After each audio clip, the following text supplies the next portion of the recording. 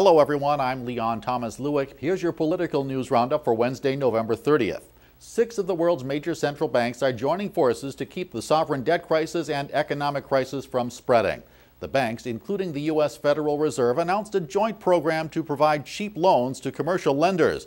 The banks issued a joint statement saying the move should make credit more available to households and businesses. The announcement sent stock markets in Europe and the United States soaring. It drew mixed reaction from Congress, however. Some warned against using funds backed by American taxpayers to bail out banks in Europe. Herman Cain is still reassessing.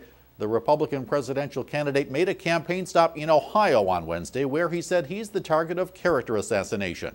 Earlier this week, a woman came forward to say she and Cain carried on an extramarital affair for 13 years.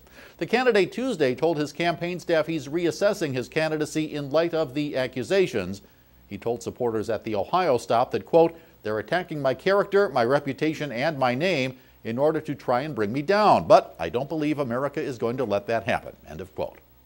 There is another sign that Newt Gingrich's presidential candidacy is gaining momentum. A poll conducted by the Florida Times-Union newspaper puts Gingrich on top of the other GOP candidates in the state with 41% approval. Mitt Romney is number 2 at 17%. Back in September, Herman Cain won a straw poll in Florida. In this latest poll, however, he's third with just 13%. Elsewhere around the world, the initial results from Egypt's national elections indicate conservative Islamics will play a major role in the government. 2 days of first-round parliamentary voting ended on Tuesday.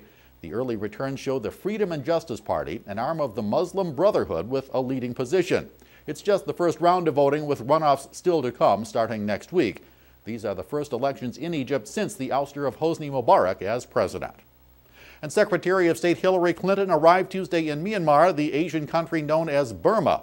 It's the first visit by a high-ranking U.S. official there in 50 years. The trip is seen as a move by the U.S. to bolster the democracy movement in Myanmar, which recently deposed the military leadership that ruled the country for decades. That's your political roundup for Wednesday, November 30th. I'm Leon Thomas Lewick. Stay logged on to rttnews.com for more on these and other political and financial news stories throughout the day.